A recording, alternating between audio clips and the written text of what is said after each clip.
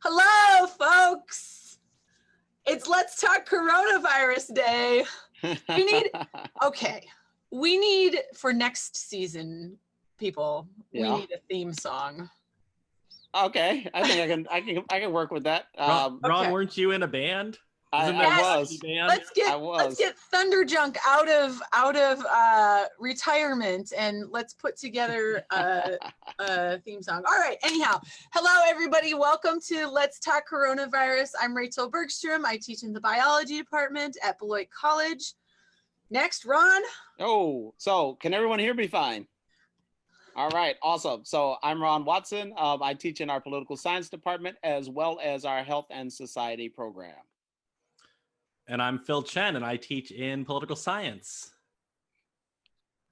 Excellent. You'll notice that today it's just the three of us and our intrepid social media wizard, Whitney Helm, here today. Whitney. Yay, Whitney! Thank you so much, Whitney, for all of your help.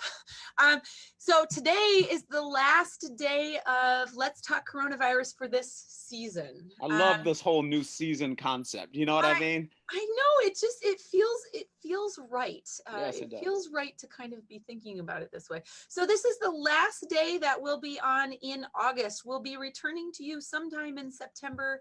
Date TBD, day of the week TBD, because Wednesdays are going to return to their normal campus schedule at our college. And so this time will be used for other things. So we'll be back. Pay attention to the Beloit College Facebook page for an update on our next scheduled session. So this week we have just the three of us here. It's our wrap up for our class that we've been teaching for the past 7 weeks. And so we want to say a huge thank you again to the students in the class who have contributed such meaningful questions and discussion to our class and to Let's Talk Coronavirus. Very lovely. Students. And so today we're going to be talking about vaccines. And so before we get started, of course, remember that for those of you who are watching in Facebook land, put your questions in the comments. We will happily answer these.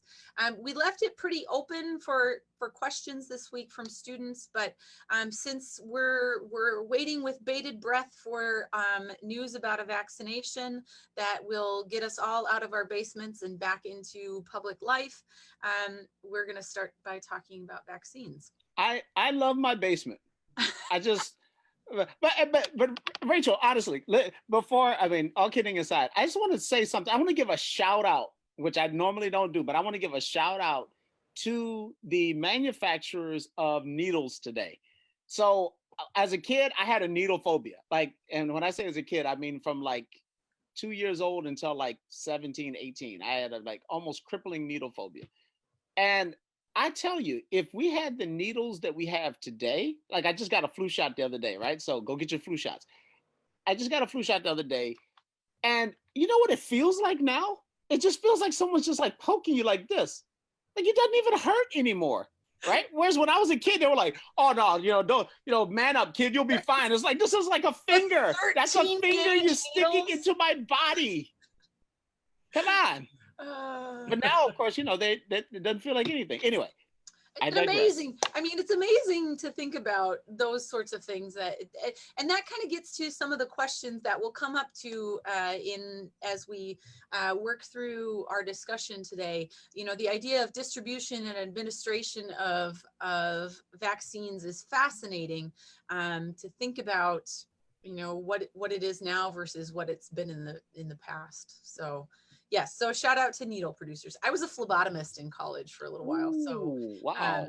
Yeah, so lots of needles in that experience. Anyhow, all right, so we started for today with vaccines as our wrap-up topic because vaccines not only are we just waiting for the vaccines, but vaccines give us the ability to talk about a lot of different subjects that we've been focused on for this summer in our class. So everything from the biology of vaccines, the biology of the virus, some political science about why is the government funding certain vaccines over others, some international relations with Russia announcing that they're the first to have a COVID vaccine ready to go, the economics of distribution and access to vaccines, the economics of vaccine production in general, billions of dollars involved in this process.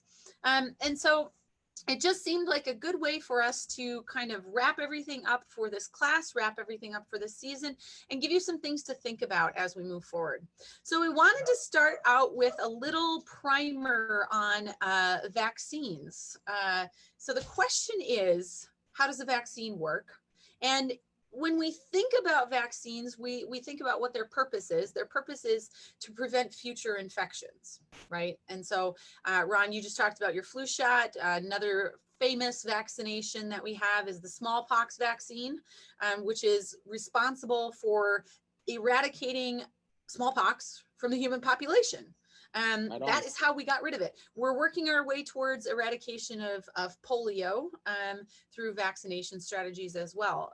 So it gives us the ability to prevent the infection. And so a few things that we have to think about is that a vaccine is basically teaching your immune system how to recognize and fight off an invader.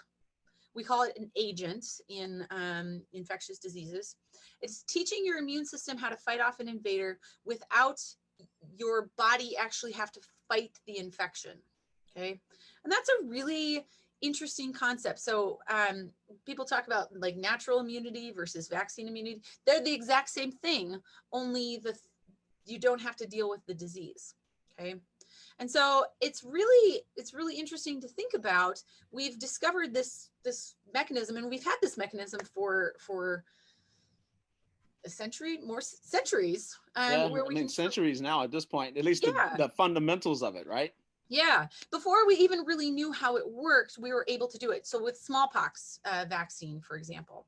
So the history of smallpox vaccine gives us a little bit of an idea of how this works. And so there's some research ethics that come into play when we talk about this story, where informed consent was not necessarily involved. Because the story is that I believe it was Edward Jenner took a little piece of smallpox and put it into a little piece of pus from smallpox and put it into a young boy. And he got, slightly sick, but not really fully sick with smallpox, because, smallpox is pretty bad. And then came back and then reinfected him with like actual pus from smallpox, and found out that he didn't get the smallpox infection. And so there were some other things that were noticed along the way, that perhaps milkmaids who had been doing a lot of milking of cows had been exposed to cowpox, which is related to smallpox. And so because their immune system could recognize and fight off cowpox, it's a virus that we don't really get a disease from, it was able to recognize and fight off the smallpox vaccine. And so it began this idea of vaccinating using an inert virus to train our immune system. All right, so that's great. So now we do this all the time. We take various different vaccines that basically introduce the virus to our system in a way that our immune system can recognize, mount an immune response, and then not have to deal with it the next time. But what exactly is happening? And so there's several different ways that we do this. And I want you to look at, I left this picture up. I've had this particular picture up behind me for several weeks now. And yeah, I was going to say something. Yeah, like, what's with your maintenance work here? I know. Come on. I'm tired, Ron. I'm tired. I know what you mean. But I keep it up here because this is really important. So what we're looking at here is an electron microscope image of the coronavirus. And this has been pseudo-colored. So it's not actually this beautiful pinky orangey green situation that we normally would see. When you take an electron microscope image of a virus like this, it would all be gray, okay, normally. But what I want to draw your attention to are these green bits on the outside, okay? You see them all around the outside of the virus. These are called spikes. And spikes are kind of a feature of a lot of different viruses. So the measles virus has spikes. The flu virus has spikes. You've heard of H1N1 or H5N2 or H3N7. Those H's and N's are different kinds of spikes. And the cool thing is they're all around the outside of the virus. So they kind of coat the outside of the virus. And you might have heard people talking about, you know, why coronaviruses are named coronavirus and something about a crown. It's how these spikes look around the outside of the virus. Okay, so being on the outside of the virus, if you get a virus into your body, that's what your body is going to see. And normally these spikes participate in recognizing your cells. So it's a receptor. It's basically a lock and key situation where the spike is going to attach to something on your cell. And that actually starts this whole cascade of biological things that result with the virus on the inside of your cell. And then you have an infection, it's making a lot of copies of itself and, you know, you're sick, okay? So those receptors on the cell bind to the spike, allows it to get in. The other cool thing though is that your immune cells are going to recognize those spikes, and they're going to say, they're going to like basically set off an alarm and say, holy crap, this is not me. It's actually a self versus not self. So it's going to say, not self, not self, not self, not self. And as it's setting off that alarm, it's starting an immune response. And that's when all of your white blood cells, you might have heard of macrophages, T cells, B cells, antibodies, all of those things are coming in to basically say, you cannot be here. I need to get rid of this. So it's recognizing those spikes, among other things, but those spikes are pretty important for this process. We call them antigenic molecules. So they're something that your immune system is recognizing as not self, and it's saying it's time to start defending this castle against this thing. Okay. All right, great. So we kind of, how do you feel about that, Ron? Sorry, Rachel. I'm commenting a lot today because, you know, we finally, well, first of all, I think I have a puncture in my brain as well, but I just love the language of like, this is my castle, like this is all that's got to be protected here. I'm loving the imagery today. Continue. Well, I just have to say, you know, for those of you who are considering Beloit College as an institution of higher learning, come join my emerging diseases class for more of this nonsense. More of it, yes. But you're learning, you know, I mean, that's the key. Okay. All right. So there's a lot of different ways that you can introduce these spikes to your immune system. Okay. So if you just walk out without your mask and spend some time with somebody else who doesn't have a mask on, you know, like 2 hours standing in close contact with somebody, and that person shares their coronavirus with you, you're breathing it in, it gets into your body, and your body starts to recognize that there's this viral invader in your system. It's recognizing the virus. So there's the viral invader.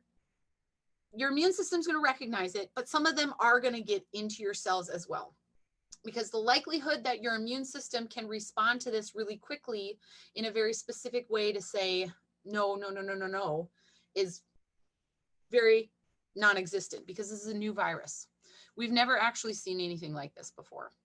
And so your body has no clue of what to do with it. It says it's not part of me, but I don't know how to process it yet. And so in a first exposure, it takes 7 to 10 days for you to get a really good antibody immune response. And that's what we're really looking for, an antibody immune response. And in those 7 to 10 days, what can this virus do? Get into your cells, start multiplying, start causing your disease, basically, right? So one way to get exposed to this in your immune system is to get the virus and to allow it to run its course. We know that that's extremely dangerous. And that's true of things like measles, mumps and rubella, the MMR vaccine. We also know that this is dangerous if we are going to try that route for polio. The risk of complications associated with a full infection associated with the immune response is high. And of note, measles is actually known to then mess up all of your other immunity.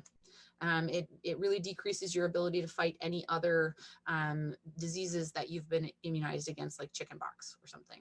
Ron, go for it. So that argument that often we would hear, especially for folks who are sort of opposed for a variety of different reasons to vaccination, among them, there's this subset of folks who are like, well, look, measles is natural. It's this natural thing. It's natural for kids to get measles, and there's so many people. My parents had measles. All of our parents had measles. Yeah, right. I mean, a lot of them. Right. Ask them though if they wish they did not have it. And probably your response, if they can remember, would be like, yeah, I would have liked to have avoided it. But that's one of the issues, right? Is that it's not just about getting measles. It's about the sort of legacy effect, right? Mm-hmm. That having measles can have. And we've actually started to find that with other diseases as well, this is possible, including influenza, right?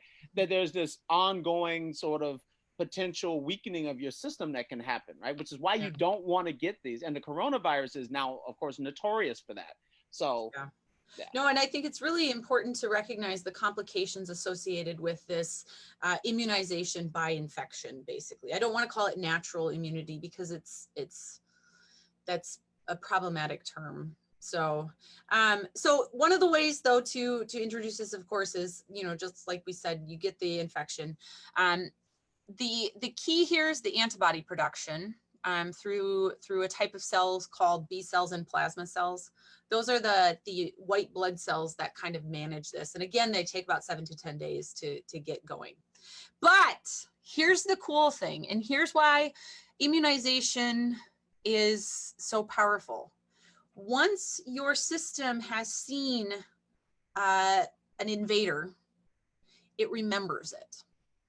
And it remembers it for varying amount of time. So sometimes it's going to remember it for forever.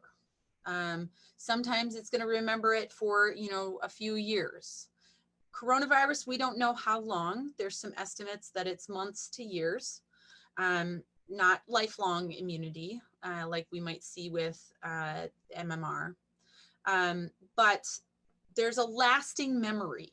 Okay, and so that's what we're trying to do. We're trying to introduce these. It's basically like your B cells and plasma cells and they're called memory cells, are carrying around a wanted poster that has the little spikes on the outside of the virus. And it basically runs around and it says, do you look like this? Do you look like this? Do you look like this? Do you look like this? And then when it finds something that looks like that, it says, aha, I know how to deal with this. And it basically just destroys it. Okay, so it gloms onto it and it marks it for destruction, and your immune system takes care of it. And that happens really, really quick in this second exposure, really, really quick, not 7 to 10 days, like right away. Okay, so if you're neutralizing the invader right away, it's not going to get into your cells. It's not going to infect you. You're not going to have the disease. And that's really how it works, okay? So we can do it by natural infection, or we can just introduce the little spiky bits somehow. And there's a lot of different ways that we introduce these little spiky bits. We can take the virus and chop it up and just make it into a bunch of proteins and then inject those proteins. And again, your body's gonna see those little proteins and say, ah, ah, ah, not me, not me. And it's gonna mount an immune response. It'll still take that 7 to 10 days to mount that immune response, but it'll make those wanted posters so that it can come after it in the future, okay? Or we know that we have a lot of different viruses that, for example, the common cold, we are not terribly affected by it. It's uncomfortable, but we recover. And as we recover, we develop some immunity. So we can take these little spikies and through some genetic engineering, we can actually put those onto a cold virus. So the only part of the coronavirus that we have is just the spiky bits. Put that onto a type of cold virus that maybe doesn't cause even any symptoms. Put that into our body, and then, start the process of making the wanted posters, okay? One of the cool new things that we're doing with coronavirus that I'm sure it had been used before, but I just hadn't really heard about it, but these genetic vaccines, where they're taking the instructions that are held in the virus, in the center of the virus. They take the genetic instructions for the spikes, they inject them into you, and you actually produce these little spikes. Huh. And then, yeah, right? And then those spikes are recognized by your immune system and the process of making the wanted posters. And so those are some of the ways that we're actually trying to fight coronavirus right now and trying to develop vaccines for coronavirus using those mechanisms. Another way that we do it is we take what's called a live attenuated virus. And that's basically a very, very weakened form of the virus. It still will get into your cells and it will still start to replicate, but the disease state that it causes is extremely mild. So that's one of the things that people find a little bit unnerving about the MMR vaccine, is that the measles portion of the MMR vaccine is a live attenuated virus. And so a fever is sometimes associated with that, because that's part of the immune response in building that immunity and making those wanted signs to the measles vaccine. So that's a live attenuated virus. So that's kind of how we do viral vaccines. There's a few different ways that we can also do bacterial vaccines for things like tetanus and diphtheria and pertussis. Those are actually toxin vaccines, where we take a little piece of the toxin that are produced by those bacteria and train your immune system. But again, it's the same sort of thing. You expose your immune system to a part of it, an antigenic part of it. You get your immune system to recognize it and fight it and make those wanted posters. And then the next time you see it, you actually have a pretty strong immune response that fights it off. So that's our vaccine primer. So tell me your thoughts. I mean, just amazing. Thank you. No, I mean, seriously, because I think that sometimes this is, I mean, you've explained it well. And part of what I am convinced is behind some of the resistance to vaccination that we've seen emerge over the last 10 years or so. It's just that there are all these new techniques around doing, like you mentioned one that I'm not really familiar with, right? Like the genetic vaccination. I mean, so that's something I want to learn a bit more about. But, I think that that's part of why people are so resistant, is that the technology doesn't, it doesn't make sense to folks. And of course, there are a bunch of other sort of reasons, and some of them ideological in nature, as to why. Maybe we'll get around to some of that today. Yeah, go ahead, Rich. I think that one of the concerns about vaccines, and one of the points of confusion that I frequently work with students on, is this idea of can you get the disease from the vaccine, right? And the answer is, in almost all cases, no. There is one case that we know of that is actually a bit problematic right now, where the polio virus, there is a polio vaccine, the oral polio vaccine that's being used as one of the mechanisms by which we're trying to do the last mile of eradication. The oral polio virus is a live virus, and we have seen cases of that reverting to poliomyelitis to cause the disease. And that's actually a bigger problem right now than wild polio virus for humans. But, we hear stories every year around the flu vaccine, about people who get the flu vaccine and then get the flu from the flu vaccine. And one of the challenges there is that, if you think about the flu is, it's a nasal upper respiratory sort of virus. It's associated with a fever, body aches, just general malaise. And so one of the challenges is all of that is a sign of your immune system at work. And an early immune response to a lot of different types of agents, invading agents, and pathogens is a fever, because that's a sign of your innate, it's called your innate immune response, kind of trying to do some regulation. And so some people might have like a low grade fever as part of that early immune response to the flu virus. And so we see this too with like the MMR vaccine. Many children, when they get their first MMR shot around 1 year, wind up with a low grade fever. That's terrifying if you don't understand the full process. And I think that a lot of people don't understand the full process of the immune system. It is complicated. It is messy.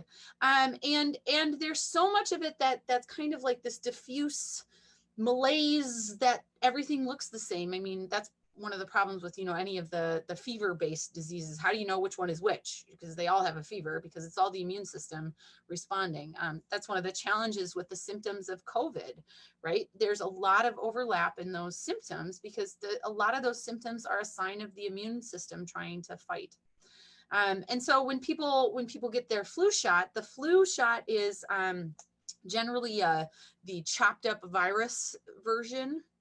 So they're only getting pieces of the virus. So there's nothing that can actually cause an infection. Instead, they're having that low grade fever because their immune system is ramping up to do the work of protecting you.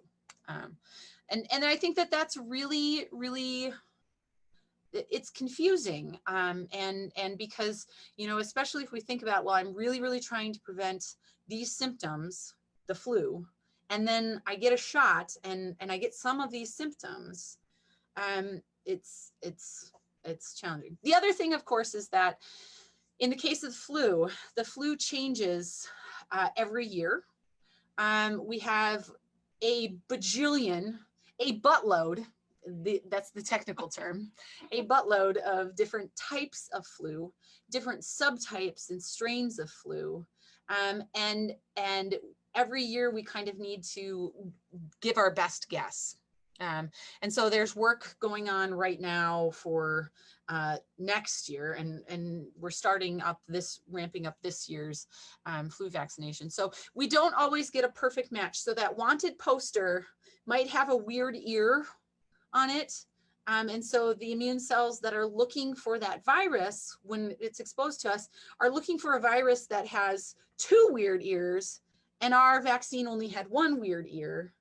And so it takes it a little bit longer to do the matching, to do the neutralization, to really get the work done of neutralizing the virus. And so we still recommend that even if the match isn't perfect, it's still a good idea to get the flu vaccine because it can decrease the severity of a lot of the different types of flu that we might be seeing. And Rachel, I'm glad you brought that up, right? Because I think that's an important thing to understand about the flu and the flu vaccine, right? I mean, it's a probability game. It's not quite a guessing game in the sort of purest sense. Right? It's not like, oh, we're just giving up. Of course, it's doing what we can to predict what the most likely strain or strains will be. Again, this is a seasonal illness. And you have to figure in, okay, well, every time you're not going to get it 100% correct. But what I've also understood over time is that even if, like, let's say I got a vaccine that was strain C and really it was strain F, right? That became the big one. That even if I then do get strain F, my situation will be better in terms of my symptoms and in terms of my illness, because at least my immune system is somewhat recognizing that something is going on, right? So there is a sort of, at the very least, sort of partial immunity that comes with that. Right, and that's really important to think about when we're talking about coronavirus, because if we get a new circulating flu virus, there's a likelihood that we've seen something maybe a little bit like it, and so we have, like what you've described as partial immunity. We have a partial wanted poster for that particular virus. With coronavirus, we don't have that. So I wanted to follow up really quickly with one of the questions that we just had posted on Facebook. There is a question about the efficiency of the flu vaccine and what does it mean for, you know, healthy individuals. So the flu vaccine efficiency calls into question its validity for me and otherwise healthy individuals. I agree with the compromise getting it, just not healthy individuals. Also being forced to get it is bothersome. Very, very common concern here. When we're thinking about vaccines, it's medication given to healthy individuals and to protect them from viruses and infections that we might otherwise be able to survive. You know, of course, there's things like rabies that if you ever are told you need to get a rabies vaccination, you do that right away. And also your tetanus shot. Always get your tetanus shot. Anyhow, but for things like influenza is, I think it's in a category right now where we kind of view it like the MMR and measles, and everybody got the measles back in the 50s, 60s, 70s, 80s.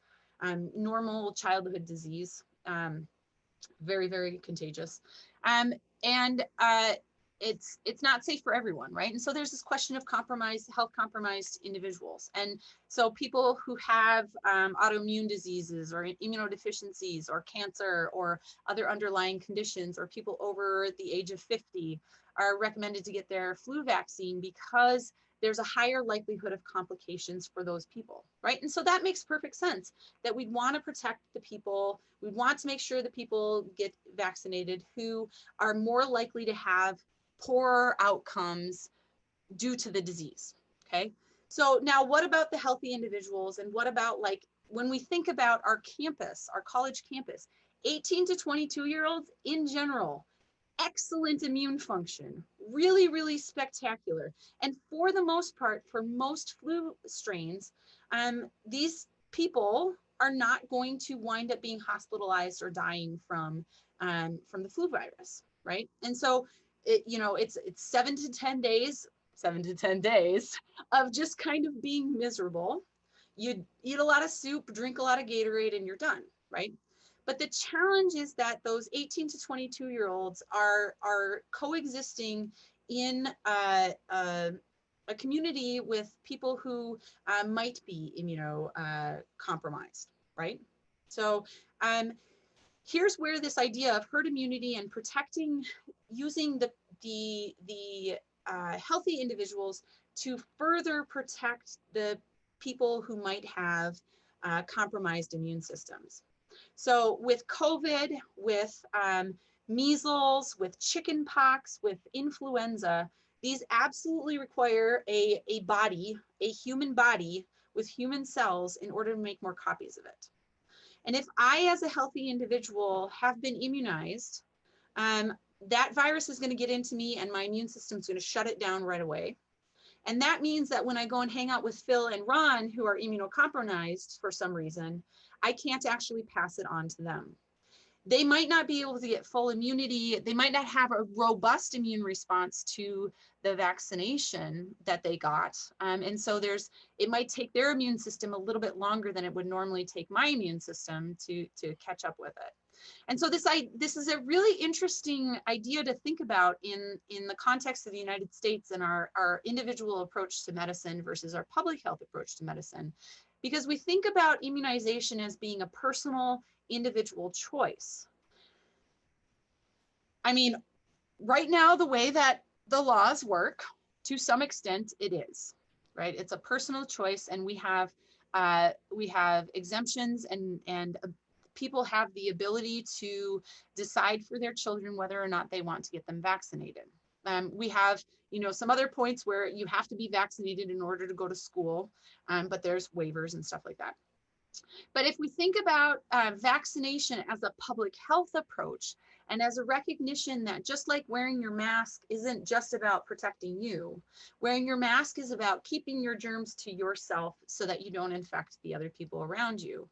Vaccinations, especially for viral diseases, are really, they're like the equivalent of wearing your mask. And I think that it's a really critical, it's a critical understanding of what vaccines are doing for us, that public health and public health education is really, really working on. And that's a real challenge. Phil. Yeah, I was going to say, I think it gets to these ideas of individual liberty versus sort of collective responsibility. And it's something we've talked about in the past on Let's Talk Coronavirus. And it's something that we talk about a lot in American politics, not related specifically to vaccinations or immunizations, right? We talk about where the sort of responsibility lies, and if there's a greater responsibility to the community or to the collective, in addition to your own individual beliefs or desires. And so I think that's a great way to think about it, as that it's about protecting for those who are immunocompromised or who may not be able to get the flu shot. I think I think this is like you said, this is a question that I think comes up a lot for individuals around vaccines. And this idea of like, well, why don't we just, the people who are most at risk, why don't they just get the vaccine? I think the issue is that if you do that, people who are most at risk, like you said, Rachel, also might be the least likely to be able to handle the vaccine or be able to get the vaccine, right? There's, wherever those sort of risks may lie may be exacerbated among individuals with who are immunocompromised. And I think the other thing is that that we get into issues of sort of understanding the statistical nature of efficacy, right? That the flu vaccine, and correct me if I'm wrong, Rachel, but the flu vaccine is actually quite effective against the strains that it's made to fight. Right. And so it's not that the flu vaccine isn't effective. It's that the flu vaccine is only effective for the things that for the types of flu that it vaccinates against. And so there really isn't there isn't a question about the efficacy of the flu vaccine for the specific strains of flu that it is designed to fight. And in that sense, again, we're dealing with multiple causes, what we might call an overdetermined outcome in sort of statistical parlance, right? We've got the vaccine, we've got natural flu floating out there, we've got other diseases that mimic flu, we've got colds, now we've got COVID-19. All of these things might look very similar. And we know from human psychology that we tend to fit things within, we tend to like causal stories, even if causal stories don't really exist or don't fit the scenario. And so it's really easy to say, oh, I got that flu vaccine, and then 2 weeks later, I got the flu. Well, we probably didn't get the flu you were vaccinated against. In fact, you're almost certainly didn't get the flu you were vaccinated against. You probably got either a different strain or something else that mimicked these symptoms. But we like to have stories, right? We like to have sort of cognitive consistency. And rather than say, I don't know, I touched something weird, or somebody coughed near me and I didn't know it, and suddenly I got the flu, it's easier to say, well, they stuck something in my arm and now I got the flu.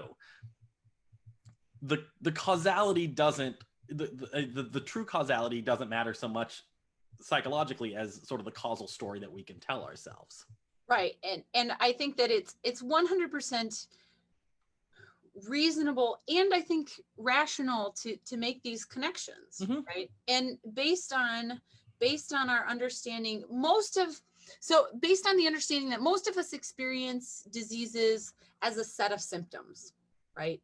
And I think that's what you're talking about. It's funny because I was like, flu doesn't look anything like coronavirus. And I was like, oh no, he's talking about symptoms. Okay. Yeah. Right. What we're talking, so when we have a cold, we have the flu, we have coronavirus, they have, again, those overlapping symptoms. The disease state is very similar to us. And so the explanations take into consideration that because that's the level that we exist upon. We do not exist upon the molecular level of spikes. That is not where, and I study this kind of stuff and I teach about it and I don't exist there. And so it's hard to get your mind around this. Yeah. So, I mean, Yeah, obviously, absolutely. And as far as the bodily autonomy thing goes, right? Because that's what the second part of that question is about. But then I want to jump onto another one. Is I think it is fascinating, right? Because we don't think that way about car insurance anymore, right? Someone, tells you got to get car insurance. If the state says you have to get car insurance, you don't go, well, it's my right not to have car insurance, right? Because we recognized, and over time, now it used to be your right to not have car insurance, but we recognized over time that the damage that is caused by you not having car insurance because you think you're a good driver, right? But the reality is accidents happen, right? And you can't know if in advance if you're the one who's going to have that accident, cause that accident, be hit by someone else who also found it to be their right that to not have insurance, right? And so there are some ways in which understanding our collective responsibility to each other's health, right, is in and of itself a sort of powerful cultural shift that is ongoing in the United States as we become a more coherent country. We're still super young. But I think one of the other questions that came from Facebook, I think is a really interesting one, is this one about, and it strikes me as sort of like vaccination policy amid a pandemic, right?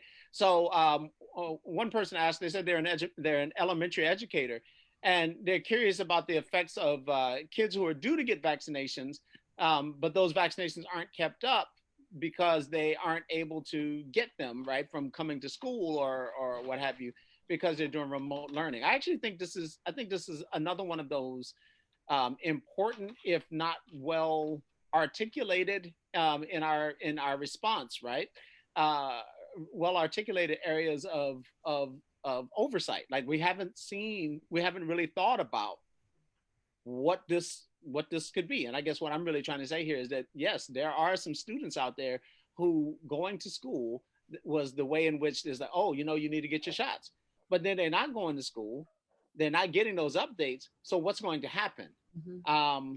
And like, how are those students going to be affected there? And Phil, yeah, go ahead. Well, so the first thing I would say is that I don't think we're going to see a policy change on the state level that sort of waives vaccination when we resume in-person schooling. So it's less that kids won't get the vaccination so much as that they will be delayed, right? That some students may, their parents may not feel comfortable going to the doctor at this point, whatever, and therefore they may not get the vaccines until the sort of requirements kick in. I think the better question for Rachel is whether there are any specific childhood vaccines that are so reliant on the timeline that will mess up in the sort of immune response. Are any of the sort of common childhood vaccines particularly time dependent? And I'm thinking through like what my child who's stomping around upstairs gets, and I'm thinking, probably, but they never seem all that concerned about like if we miss it, if we can't get an appointment until like a week later than we're supposed to get one. So, weeks versus months is going to be different, but I don't know. Are there anything that comes to mind for you? I think so. I mean, there's a question of when children are getting multiple vaccinations, we call them boosters, right? Because each time they're getting the next vaccination, it's boosting that immune response. It's basically making more of those wanted poster copies.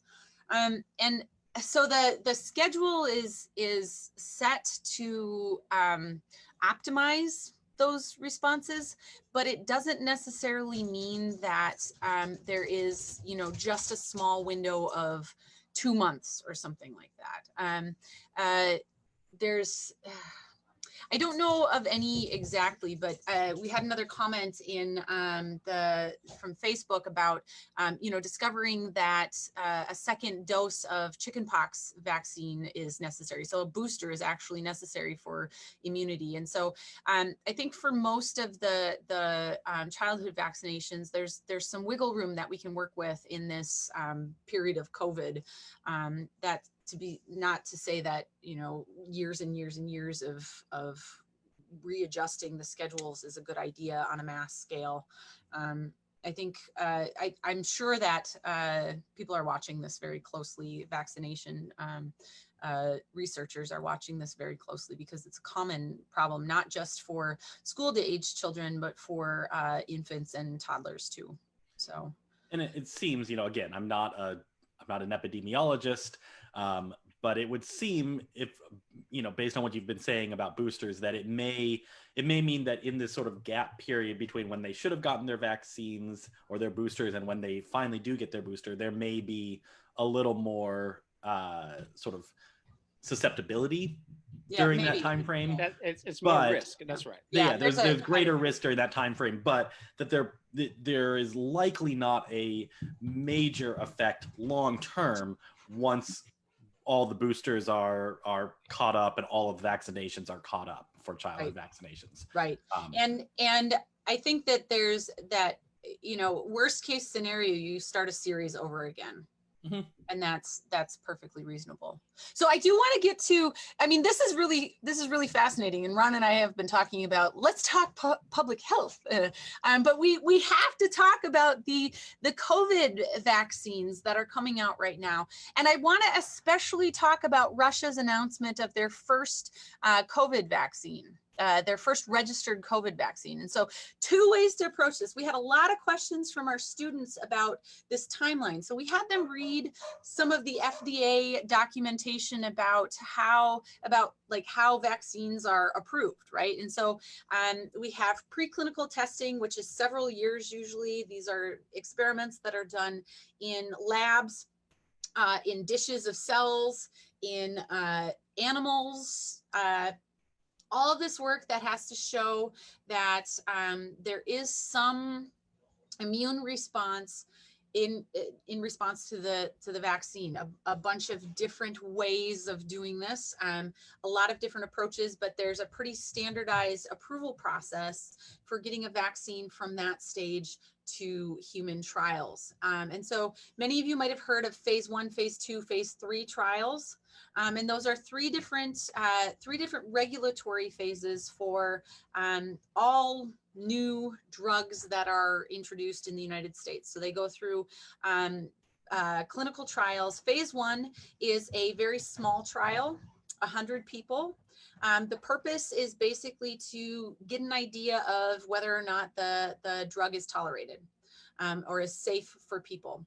And so what they would do in the case of a vaccine is they have their 100 volunteers, they inject them with the vaccine and they watch them very closely over a set period of time. They'll be watching for things like fever, redness at the site of injection. Those are both indicative of, those are immune responses, really. And they want to know kind of whether or not people tolerate it. They can also start looking at the effectiveness of it. So they can take blood and see, do you have antibodies against what we just put into you? Do you have the wanted posters present in your blood? So then the next phase is phase 2. This is a larger trial. We start to ask that question a little bit more in depth. Is this actually working? How much do you need in order to be able to get a good, robust immune response that could actually neutralize the virus, recognize enough of the spikes? So that's maybe a few thousand people. And then we get to phase 3 clinical trials, which are like the 60, 70,000 people trials where they're looking at safety and efficacy again. So what are the responses that people have in terms of are there any adverse effects? Are people having major immune responses like Guillain-Barré syndrome that we had seen in the past with some immunizations? And importantly, are they able to, do the people who get the vaccine have a lower likelihood of getting the disease than the people who don't get the vaccine? And so in these trials, we have control groups. So one group gets the vaccine, one group gets like saline, salt water, or another vaccine that's not for this. And so one of the trials out of Oxford was a phase 2 trial. And I think they were looking at oh, I can't even remember, but they used a different viral vaccine to a different target to look for a difference in immune response. And they found a robust difference that the people who got the COVID one had antibodies to COVID. The people who didn't get the COVID ones didn't have antibodies to COVID. Really, really important study to say, is this actually working? And so when we're looking at the trials that are ongoing right now, there's a few that are in phase 3. And so they're looking at these large studies. One is out of Oxford University in the UK. So they're recruiting thousands of people right now. And it takes time for us to actually see, I mean, it takes time to recruit that many people. It takes time to actually see if there's a difference in the immune response. We have to figure out that dosing schedule. Is one sufficient, or do we need that booster one to get a really good long lasting effect? What's going on there. After phase 3, if it passes all the hurdles for all of that testing, then it can go on to be licensed for use in people just around. And there's another phase then. Phase 4 trials are after it's been approved, then the manufacturer, the researchers are going to keep track of what happens long term with the vaccine. And that's really actually very important for us to think about when we're looking at COVID vaccines, because we don't know much about COVID. I mean, we've learned a lot, right? But we need to track this well beyond the licensure. So the challenges then too, we've seen a few times that drugs have been approved before they've been through phase 3 trials, right? That sounds familiar to everybody? Yeah. Okay. So hydroxychloroquine, for example, hadn't gone through phase 3 trials, but it was given an emergency use authorization. And so that means that there's an emergency, it looks promising. We're not going to go completely through all of the phases of testing. So there's some risks associated with this. So, doing a study in 100 people is one thing. That tells you about those 100 people, right? Doing a study in 100,000 people tells you a little bit more about what might actually happen in the population. And so when we look at the Russian vaccine, they've done their phase 1, the equivalent of phase 1 trials at this point, and they've kind of granted the equivalent of an emergency use authorization.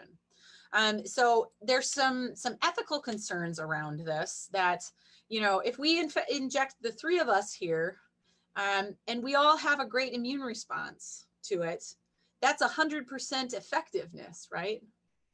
But do all of you... Awesome. Do all of you out there want to trust that you have the same immune makeup as the 3 of us do? We'll have the same immune response, and we'll be protected in the same way that the 3 of us will. And I hope that your answer is no, because you shouldn't. You shouldn't trust that. So it's going to be, I think, interesting to watch this vaccine that's been certified. I'm not 100% sure exactly what that means, big picture. All I know is what it means in terms of the testing. It's watching what happens with this over the next months to years is going to be interesting. Russia has a history of being good at vaccinations in some cases. And so there's hope there, but there's also, we know that there's other human rights issues that might be at play here too that are quite concerning. Well, that's what I was gonna say real quick, is that it's not exactly that, but I think the issue that people, that we might raise with what's happening in Russia, and it's actually happening in China too. China granted an emergency authorization for a vaccine there as well, is that the administration is largely to, the people they're giving it to is not sort of widespread public health. It's often being given to members of the military, right? And in large authoritarian regimes, that's largely an audience that is not really able to provide informed consent. What we think of in research ethics in the United States of informed consent is the ability not only to understand what is being given to you, but to say no. And in authoritarian regimes, if you're a member of the military, there's a good chance that you don't feel particularly comfortable saying no if your government comes to you and says, hey, here's a vaccine, we're going to give it to you. And so in essence, these countries can treat these their militaries essentially as phase 3 trials.